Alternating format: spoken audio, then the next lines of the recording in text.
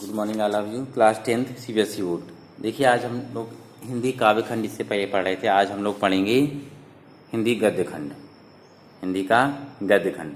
गद्य खंड में पहला चैप्टर आप लोगों को आज पढ़ाएंगे। ये पहला चैप्टर है आपका स्वयं प्रकाश का। स्वयं प्रकाश का चैप्टर नाम है नेताजी का चश्मा। नेताजी का चश्मा। तो आइए सबसे पहले पढ़ते हैं स्वयं प्रकाश जी के बारे में, उसके बाद पढ़ेंगे नेताजी का चश्मा। स्वयं प्रकाश का जन्म 1947 में 1947 में इंदौर मध्य प्रदेश में हुआ था। मैकेनिकल इंजीनियरिंग की पढ़ाई करके एक औद्योगिक प्रतिष्ठान में नौकरी करने वाले स्वयं प्रकाश का बचपन और नौकरी का बड़ा हिस्सा राजस्थान में बीता। फिलहाल स्वैच्छिक सेवानिवृत्ति के बाद, यानी अपने मन से अपनी इच्छा अनुसार इन्होंने रिटायरमेंट ले लिया था, के बाद वे भोपाल में रहते हैं। सेवानिवृत्ति के बाद वे भोपाल में रहते हैं और वसुधा पत्रिका के संपादन से जुड़े हुए हैं। 8वें दशक में उभरे स्वयं प्रकाश आज समकालीन कहानी के महत्वपूर्ण हस्ताक्षर हैं। उनके 13 कहानी संग्रह प्रकाशित हो चुके हैं, जिनमें सूरज कब निकलेगा, आएंगे अच्छे दिन भी, आदमी जात का आदमी, संध्यान उल्लेखनीय हैं। उनके बीच में विनय और ईंधन उपन्यास चर्चित हैं। इनके 2 उपन्यास हैं, उन बीच में विनय और ईंधन। उन्हें पहल सम्मान, बनमाली पुरस्कार, राजस्थान साहित्य अकादमी पुरस्कार आदि पुरस्कारों से पुरस्कृत किया जा चुका है। ये मध्यवर्गीय जीवन के कुशल चितेरे स्वयं प्रकाश की कहानियों में वर्ग विशेषण के विरुद्ध चेतना है। वो वर्ग विशेषण, जैसे किसी का कोई शोषण हो रहा है, जो हमारे सामाजिक जीवन में जाति, संप्रदाय और लिंग के आधार पर, भेदभाव के आधार पर लोगों का शोषण हो रहा है, इनकी रचनाओं में ऐसी उनके प्रतिकार, उनके विरुद्ध, जो लोग शोषण कर रहे हैं उनके विरुद्ध ये प्रतिकार करते थे। रोचक किस्सा गोसाई शैली में लिखी गई उनकी कहानियां हिंदी की वाचिक परंपरा को समृद्ध करती हैं। देखिए, ये थे स्वयं प्रकाश जी। स्वयं प्रकाश जी की जो कहानी आज की है, नेताजी का चश्मा, इसके बारे में थोड़ा सा जान लीजिए। चारों ओर सीमाओं से घिरे भूभाग का नाम ही देश नहीं होता। चारों ओर सीमाओं से घिरे हुए भाग को हम लोग देश नहीं कहते हैं। देश बनता है उसमें रहने वाले सभी नागरिकों से, सभी नागरिकों को नदियों से, पहाड़ों से, पेड़ पौधों से, वनस्पतियों से, पशु पक्षियों से और इन सबसे प्रेम करने तथा इनकी समृद्धि के लिए प्रयास करने का नाम देशभक्ति है। क्या कहा जा रहा है? कहा जा रहा है कि देश केवल यह नहीं कि चारों तरफ घिरे हुए भूभाग को हम देश कह दिए। देश ऐसे नहीं बनता है। देश कैसे बनता है? उसमें रहने वाले नागरिक हों, नदी, पहाड़, पेड़ पौधे, वनस्पति, पशु पक्षियों से बनता है। पशु पक्षियों से, और इन सबसे प्रेम करना और इनकी सुरक्षित रखना, इनको आगे बढ़ावा देना, इनकी समृद्धि का प्रयास करना, यही क्या है? देशभक्ति है। ये नेताजी का चश्मा कहानी कैप्टन चश्मे वाले के माध्यम से देश के करोड़ों नागरिकों के योगदान को रेखांकित करती है। नेताजी का चश्मा एक कैप्टन चश्मे वाले के माध्यम से देश के करोड़ों नागरिकों योगदान को रेखांकित करती है। एक कैप्टन है चश्मे वाले, उनके द्वारा यह बताया जा रहा है कि करोड़ों नागरिकों को अपने देश के प्रति योगदान देने के लिए प्रेरित करती है, जो इस देश के निर्माण में अपने अपने तरीके से सहयोग करते हैं। कहानी यह कहती है कि बड़े ही नहीं, बच्चे भी इसमें शामिल हैं। कहानी यह कहती है कि देश के योगदान में सिर्फ बड़े ही नहीं बल्कि बच्चे भी शामिल हैं। देखिए, नेताजी का चश्मा।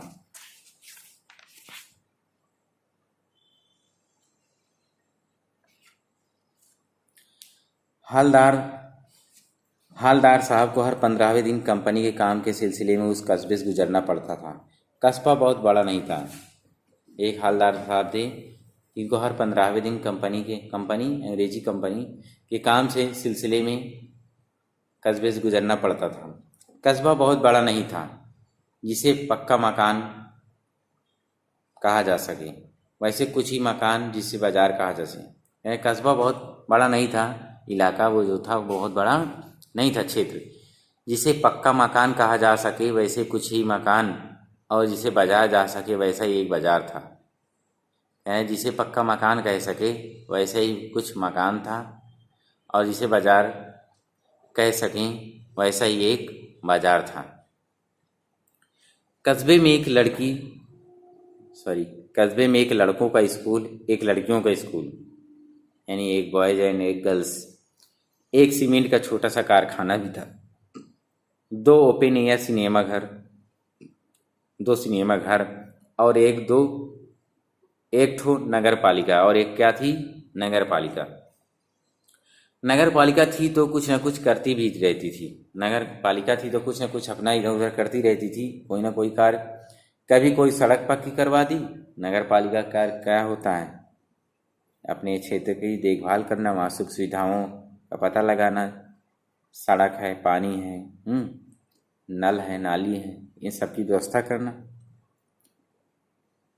कभी कोई सड़क पक्की बनवा दी तो कभी कोई पेशाब घर बनवा दिया है, सार्वजनिक होते हैं ना, सार्वजनिक शौचालय वो सब।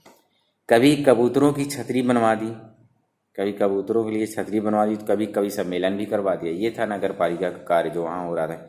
इसी नगर पालिका कुछ उत्साही बोर्ड या प्रशासनिक अधिकारी ने एक बार शहर के मुख्य बाजार पर, इसी नगर पालिका के कुछ लोग इतने उत्साही थे, यानी बोर्ड वाले, नगर पालिका के अध्यक्ष वाले, ये लोग इतने उत्साहित हुए प्रशासनिक अधिकारी के एक बार शहर के मुख्य बाजार के मुख्य चौराहे पर उत्साह के मारे उत्साहित हो गए, और बाजार जो नगर था उसके मुख्य चौराहे पर नेताजी सुभाष चंद्र बोस की एक संगमरमर की प्रतिमा यानी मूर्ति लगवा दी।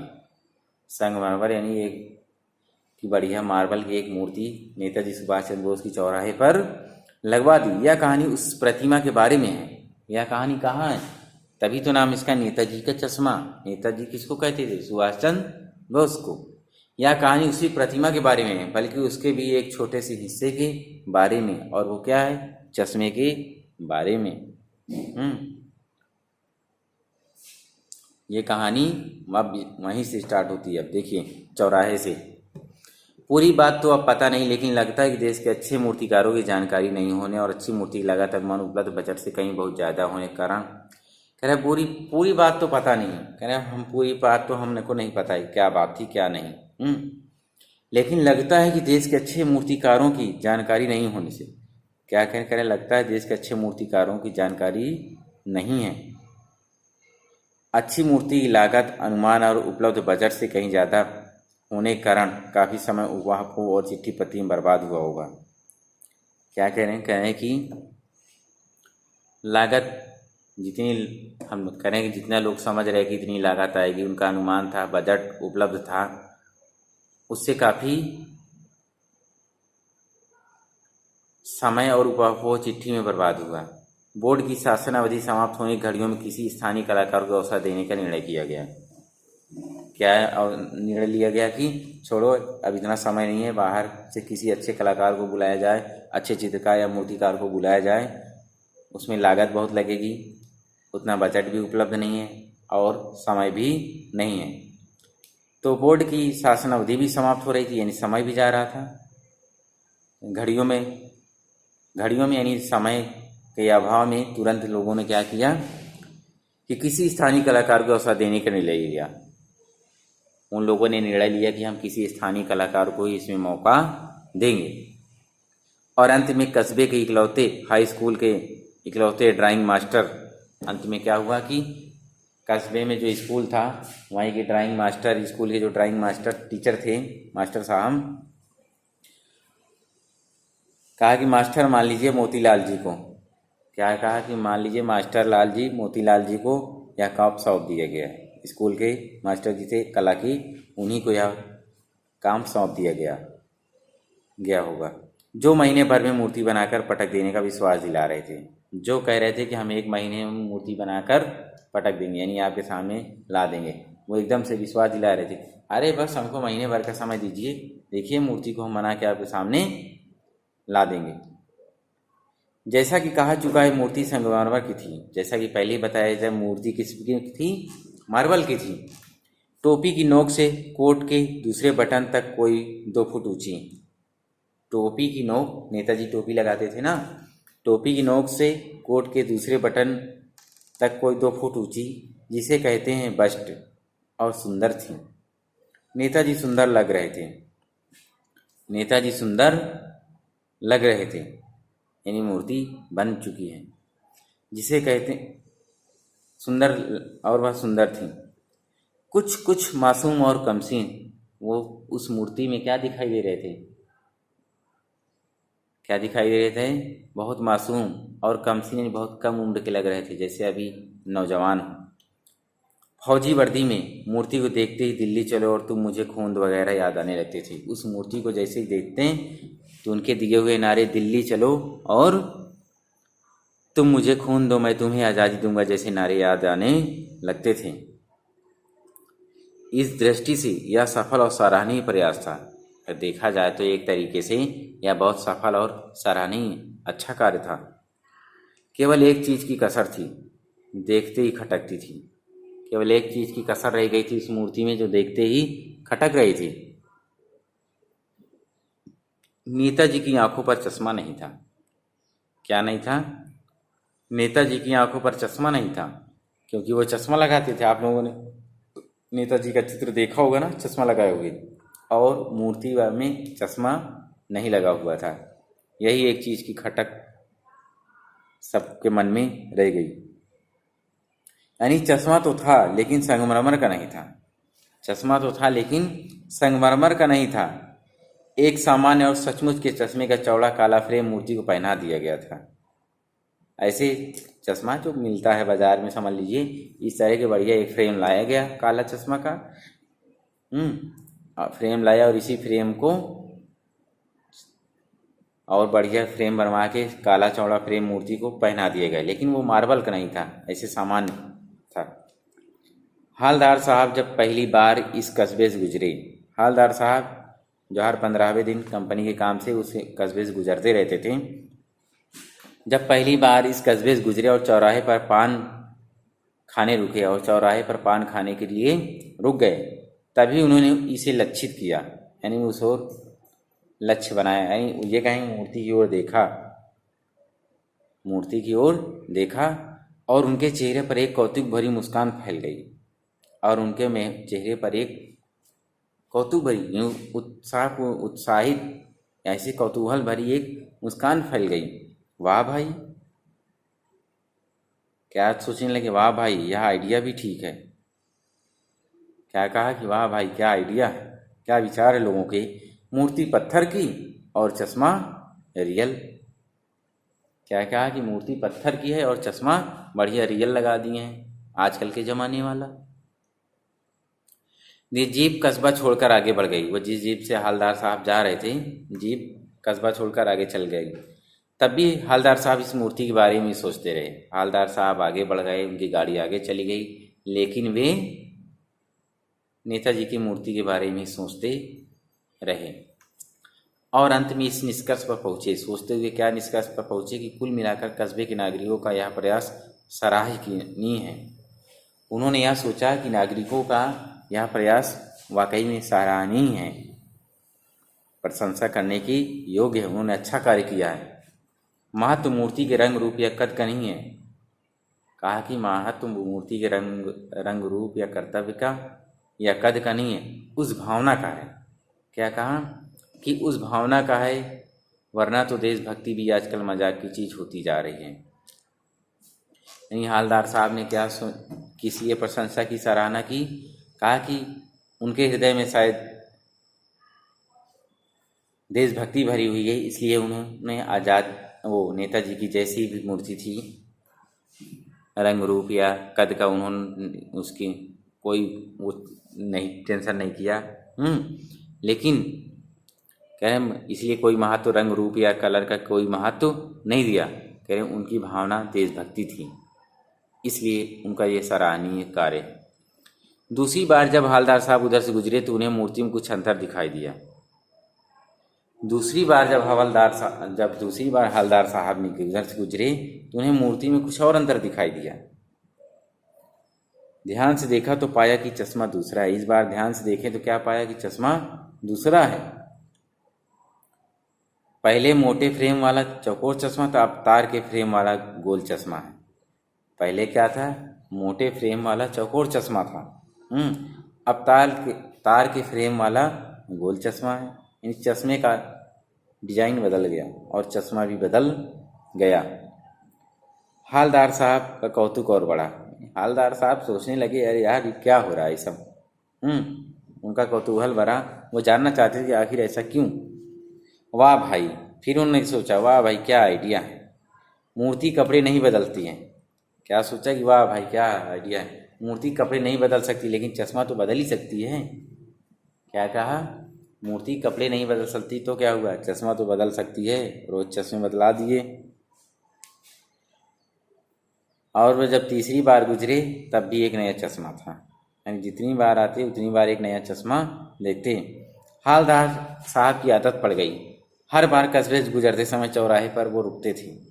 अब वो देखने के लिए हर बार जाया तो देखने के लिए गए या तो पान खाने के लिए, लेकिन अब उनके अंदर भी एक कौतूहल जाग गया कि देखते हैं भाई इस बार क्या हुआ, चेंज हुआ कि नहीं हुआ।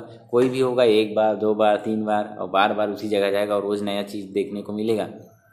तो अगर वो रोज़ उधर से गुजर रहा है तो एक बार रुक कर देखना जरूर चाहेगा कि आज देखें आज क्या इसमें बदलाव आया। हालदार साहब की आदत पड़ गई, हर बार कस्बे से गुजरते समय चौराहे पर रुक जाते थे, पान खाते और फिर मूर्ति को ध्यान से देखते। एक बार कौतूहल दुर्दमनी हो उठा तो पान वाले से पूछ लिए। एक बार जब बहुत ज़्यादा उनके मन में कौतूहल जागा जिसको वो सहन नहीं कर सके तो उन्होंने पान वाले से पूछ ही लिया कि क्यों भाई क्या बात है। पान वाले से पूछा, क्यों भाई क्या बात है, यहाँ तुम्हारे नेताजी का चश्मा हर बार बदल कैसे जाता है। पान वाले से पूछा, क्यों भाई क्या बात है, तुम्हारे नेताजी का चश्मा हर बार बदल कैसे जाता है। पान वाले के खुद के मुंह में पान ठूसा हुआ था और खुद मुंह में पान दबाया था। आप जानते हैं पान कैसा करते रहते हैं ना। पान ठूसा हुआ था। वह एक काला मोटा और खुशमिजाज आदमी था। प्रसन्न मुद्रा में रहने वाला आदमी था, जो हमेशा प्रसन्न रहता है और रहना भी चाहिए प्रसन्न मुद्रा में। आप लोगों को भी हमेशा प्रसन्न मुद्रा में ही रहना चाहिए। हमेशा हंसिए, मुस्कुराइए, और जीवन में क्या है।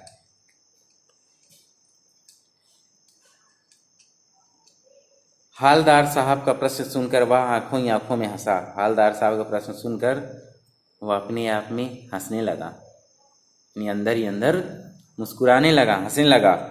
उसकी तोन निकली हुई थी, वह भी हंसने के लिए थिरकने लगी। पीछे घूमकर उसने दुकान के नीचे पान थूका। पीछे घूमा और फिर दुकान के नीचे पान थूक कर अपनी लाल काली बत्तीसी दिखाकर, पान खाते हैं तो जानते हैं जैसे कैसे उनकी बत्तीसी यदि दांत हो जाते हैं, वही कह रहा, अपनी लाल काली पीली बत्तीसी दिखाकर बोला, कैप्टन चश्मे वाला करता है।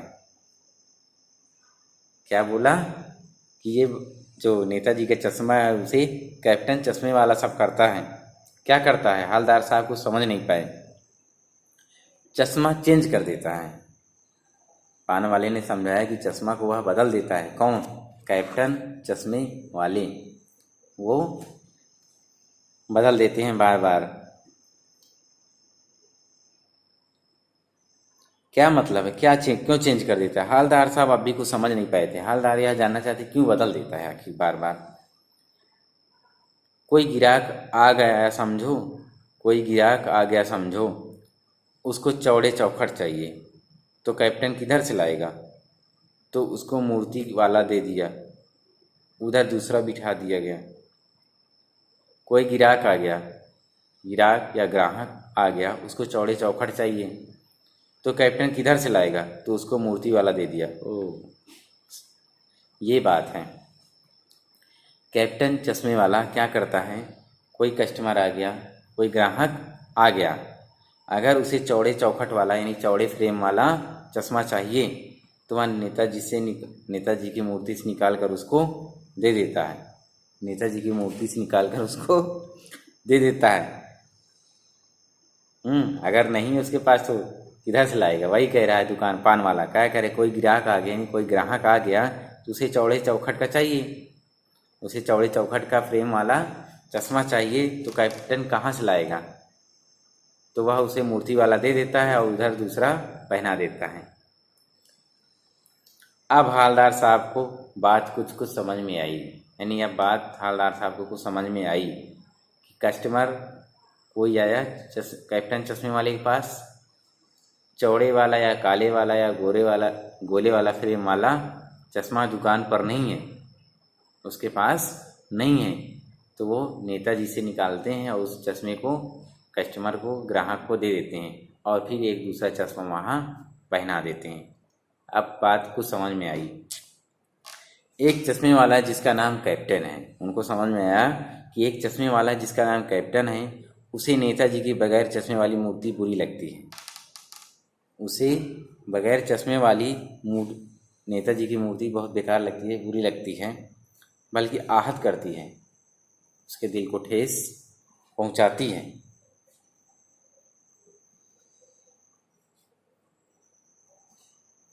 उसके दिल को ठेस पहुंचाती है, मानो चश्मे के बगैर नेताजी को असुविधा हो रही हो। उसको ऐसा लग रहा है जैसे चश्मे के बिना नेताजी को कोई असुविधा हो रही है। इसलिए वह अपनी छोटी सी दुकान में उपलब्ध गिने चुने फ्रेमों में से एक नेताजी की मूर्ति पर फिट कर देता है। यानी अपनी छोटी सी दुकान से गिने चुने फ्रेमों में जो चश्मे हैं उनमें से एक को नेताजी की मूर्ति पर फिट कर देता है। लेकिन जब कोई ग्राहक आता है और उसे वैसे ही फ्रेम की दरकार होती है, यानी उसे वैसा ही फ्रेम चाहिए जैसा नेताजी की मूर्ति पर लगा होता है, तो कैप्टन चश्मे वाला मूर्ति पर लगा फ्रेम संभवतः नेताजी से क्षमा मांगते हुए लाकर ग्राहक को दे देता है। नेताजी से माफ़ी मांगते हैं और वह चश्मा लाकर कस्टमर को दे देता है और बाद में नेताजी को दूसरा फ्रेम लौटा देते हैं। बाद में नेताजी को दूसरा फ्रेम वाला चश्मा पहना देता है, दूसरा फ्रेम वाला चश्मा पहना देता है। वाह भाई खूब, क्या आइडिया है। हवलदार साहब समझे, वाह भाई क्या बात है, खूब आइडिया।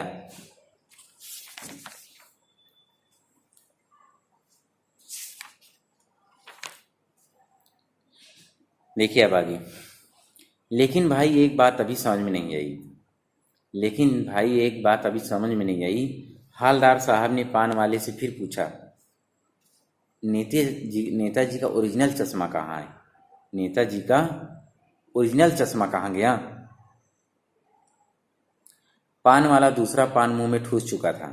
जानते हैं पान खाने वालों की आदत, तुरंत मुंह में पान ठूसे नहीं, फिर कुछ भी पूछिए तो ऐसे बोलते हैं। ठूस चुका था। दोपहर का समय था, दुकान पर भीड़ भाड़ अधिक नहीं थी। वह फिर आंखों ही फिर अंदर ही अंदर वो हंसने लगा। उसकी तो फिर सिरकने लगी। कत्थे की डंडी फेंक दी। जिस कत्थे से वो जिस डंडी से वो कत्था लिया था उस फेंक दिया। पीछे मुड़कर फिर उसने दोबारा पान थूका और फिर से मुस्कुराता हुआ बोला, मास्टर बनाना भूल गया है। क्या बोला? मास्टर बनाना भूल गया, यानी जिसने भी ये मूर्ति बनाई है वो चश्मा बनाना भूल गया है। पान वाले के लिए यह एक मज़ेदार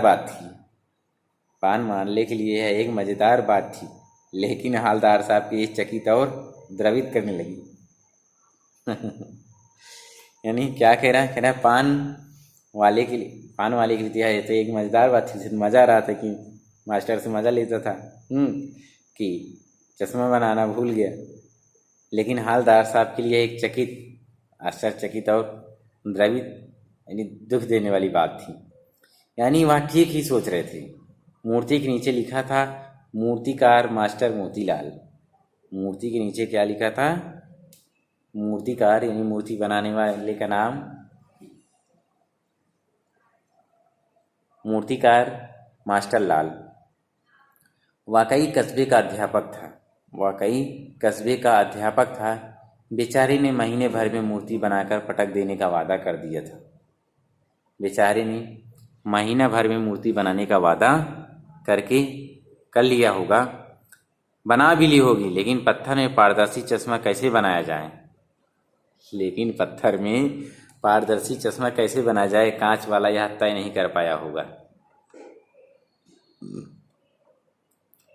या कोशिश की होगी, असफल रहा होगा, या बनाते बनाते कुछ और बारीकी के चक्कर में चश्मा टूट गया होगा, या पत्थर का चश्मा अलग से बनाकर फिट किया होगा और वह फिर बाद में निकल गया होगा। ये सब हालदार साहब के दिमाग में ऐसे विचार आ रहे थे कि ऐसे ऐसे किया हुआ, जिसमें वह असफल रहा। या चश्मा बनाया भी होगा तो वह टूट कर कहीं गिर गया होगा, या निकल गया हो, तो कोई न कोई कारण रहा होगा। हालदार साहब को यह सब कुछ बड़ा विचित्र और कौतूहक भरा लगा। उनको बड़ा विचित्र लगा, आश्चर्यचकित हुए वो। इन्हीं ख्यालों में खोए पान के पैसे दिए और चश्मे वाले की देशभक्ति के समक्ष नतमस्तक होते हुए अपनी गाड़ी की तरफ चल पड़े। फिर रुके, फिर पीछे मुड़े और पान वाले के पास जाकर पूछा। फिर अचानक वह रुक गए, फिर पीछे मुड़े और पान वाले के पास जाकर पूछा, क्या कैप्टन चश्मे वाले नेताजी का साथी है? या आज़ाद हिंद फौज का कोई भूतपूर्व सिपाही? पान वाला नया पान तब तक खा चुका था। पान वाला नया पान खा रहा था। पान पकड़े अपने हाथ को मुंह से 1.5 इंच दूर, यानी पान खाने ही वाला था, 1.5 इंच दूर रोक कर उसने हवलदार साहब को ध्यान से देखा। फिर अपनी लाल काली बत्तीसी फिर दिखाई और मुस्कुराकर बोला, नहीं साहब, वो लंगड़ा क्या जाएगा फौज में? कहा कि नहीं साहब, वो लंगड़ा क्या जाएगा फौज में, पागल है पागल, वो देखो वो आ रहा है। कहा कि वो लंगड़ा क्या फौज में जाएगा, वो पागल है पागल, वो देखो आ रहा है, आप उसी से बात कर लो, फोटो वोटो छपवा दो उसका कहीं। हालदार साहब से क्या कहा है कि वो आ रहा है, लंगड़ा है वो, आप उसी से कोई बात कर लो, बार बार हमको क्यों परेशान कर रहे हो, कहीं उसकी फ़ोटो तो कोई छपवा दो बेचारे लंगड़े आदमी की। हालदार साहब को पान वाले द्वारा एक देशभक्त का इस तरह मजाक उड़ाया जाना अच्छा नहीं लगा। हालदार साहब को एक गुमती पर या एक दुकान, छोटी सी दुकान पर, पान की दुकान में बैठे हुए व्यक्ति द्वारा एक देशभक्त का मजाक उड़ाया जाना बिल्कुल अच्छा नहीं लगा। मुड़कर देखा तो अवाक रह गया। हालदार साहब ने मुड़कर देखा ही, कैप्टन की तरफ मुड़कर देखा तो एकदम अवाक रह गए। इन्हीं देखते ही देखते रहते उनके मुंह से कोई आवाज़ न निकली। एक बेहद बूढ़ा मरियल सा लंगड़ा आदमी, एक बूढ़ा व्यक्ति, ऐसा लग रहा था जो मरने वाला है, लंगड़ा आदमी, सिर हाथ में एक बांस पर, सिर पर गांधी टोपी, उसके सिर पर क्या थी? गांधी टोपी, यानी टोपी लगाए हुए थे और आंखों पर काला चश्मा लगाए, और एक हाथ में एक छोटी सी संकुची और दूसरे हाथ में एक बांस पर टंगे बहुत से चश्मे लिए अभी अभी एक गली से निकला था। एक छोटी सी संकुची जिस पर एक बोर्ड समझ लीजिए जिसमें तमाम चश्मे हुए लगे हुए थे, दूसरे हाथ में एक संकुची, ये कहें कि एक संकुची की संदूक, बॉक्स टाइप का था, और एक हाथ में बांस पर एक टंगे बहुत से चश्मे लिए अभी अभी एक गली से निकला था, और एक बंद दुकान के सहारे वह अपना बांस टिका रहा था। एक बंद दुकान के सहारे उसने अपने बांस को टिका दिया। तो इस बेचारे की दुकान भी नहीं है, तो क्या इस बेचारे की कहीं दुकान भी नहीं है, वो फेरी लगाता है? हालदार साहब चक्कर में पड़ गए, आखिर बात क्या है? आखिर बात क्या है? पूछना चाहते थे इसे कैप्टन क्यों कहते हैं, क्या यही इसका वास्तविक नाम है? लेकिन पान वाले ने साफ बता दिया था कि अब इस बारे में और कोई बात करने को तैयार नहीं था। पान वाले साहब कहा कि अब मैं इसके बारे में कोई बात नहीं बताऊंगा, जाके उससे खुद मिल लो। ड्राइवर भी बेचैन हो रहा था, काम काम भी था। ड्राइवर भी बेचैन हो रहा था, काम भी था। घर पर काम भी था, ड्राइवर भी बेचैन हो रहा था। हालदार साहब जीप में बैठकर चले गए। उस दिन तो हालदार साहब जीप में बैठकर चले गए और उनके मन में रह गई क्या, तमाम तरह के विचार, तमाम तरह के विचार जो उनके मन में घूमते रह गए। उनके मन में तमाम तरह के विचार घूमते रहे कि उस बूढ़े लंगड़े व्यक्ति को कैप्टन क्यों कहा जा रहा था। क्या उसके पास कोई एक दुकान भी नहीं थी? क्या उसके पास कोई एक दुकान भी नहीं थी? आखिर वो था कौन? आखिर वह बूढ़ा व्यक्ति था कौन? उसे कैप्टन क्यों कह रहे थे? ऐसे तमाम सवाल हवलदार साहब के मन में गूंजते रहे और ड्राइवर को परेशान हो रहा था, बेचैन हो रहा था कि जल्दी चलें यहाँ से, बहुत देर हो रही है, काम बहुत था। तभी हवलदार साहब जाकर अपनी जीप में बैठ जाते हैं और फिर वो चले जाते हैं। अभी तो चले गए हैं घर, देखिए कब लौट कर आते हैं। देखिए अब इसके बाद की कहानी अब अगली क्लास में पढ़ेंगे नेक्स्ट। ठीक, ओके।